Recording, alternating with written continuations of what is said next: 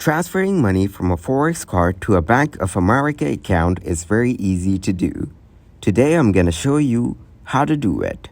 Firstly, log in to your Forex card account. Then, select the Transfer Money option. After that, enter the Bank of America account details, including the account number, routing number, and the name of the account holder. Now enter the amount you want to transfer. Lastly, review the transfer details and click Confirm to complete the transfer. Be aware of any fees associated with currency conversion and wire transfers. Both the Forex card provider and Bank of America may charge fees. Exchange rates can impact the amount you receive in your Bank of America account. Be sure to check the rates provided by the Forex card provider.